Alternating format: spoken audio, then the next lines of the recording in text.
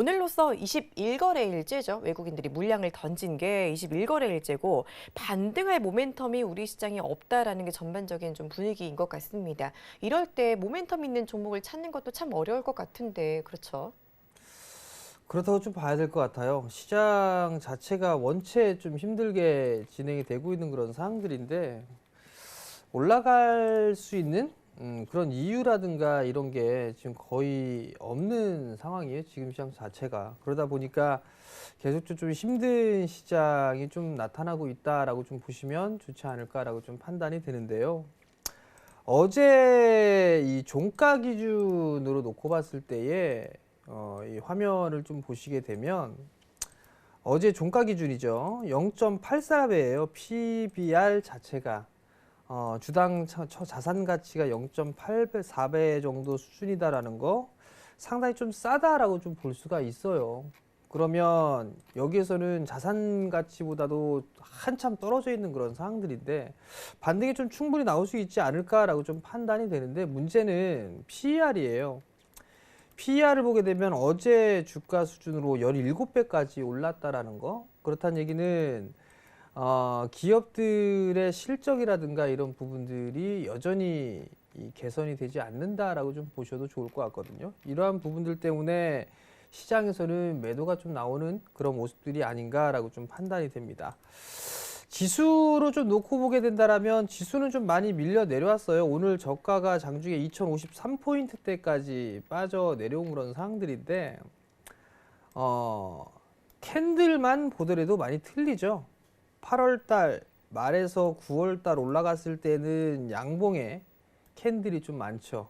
근데 그 이유로 보게 된다라면 음봉의 캔들이 훨씬 더 많은 것들을 좀 볼 수가 있어요. 캔들의 크기 자체도 음봉이 훨씬 더 큰 모습이 좀 보여주고 있는 그런 상황들이고요.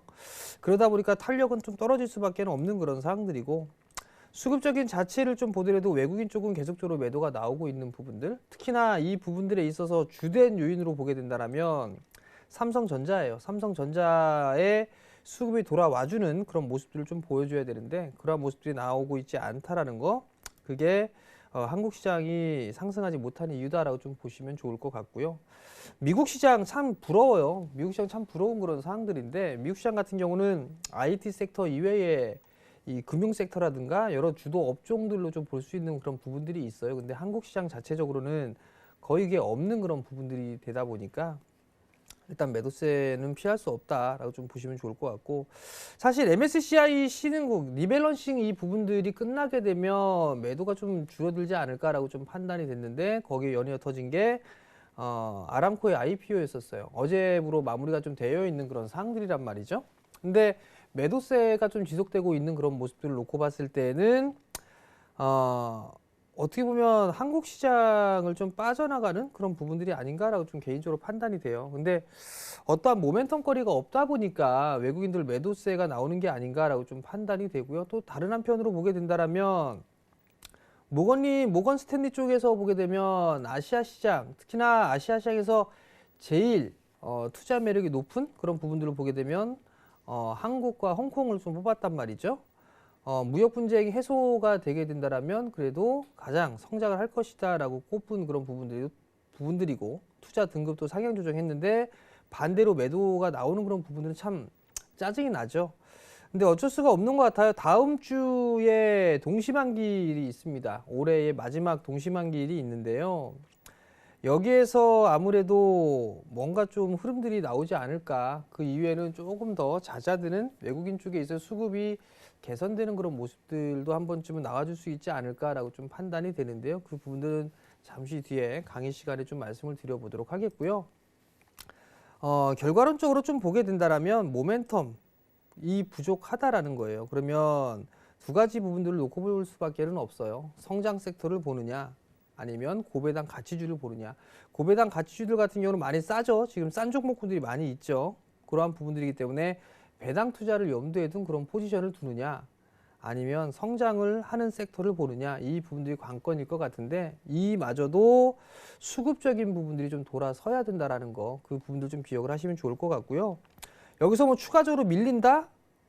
지수상으로 밀리는 그런 모습들이 나온다라고 하더라도 지금 자리대에서 매도를 해야 될 만한 그런 부분들은 아니다라고 좀 생각을 하고 있습니다. 그렇기 때문에 지금은 보유가 맞지 않나라고 좀 판단이 되고요. 특히나 이제 종목군들마다 변동성이 좀 큰데 특히나 개별주들의 등락이 상당히 좀 크게 나타나고 있는 그런 상황들이에요. 그렇기 때문에 개별주들을 올라간다고 해서 그냥 뇌동매매로 따라 들어가거나 그런 전략은 피하는 게 좀 좋지 않을까라고 좀 판단이 되고요.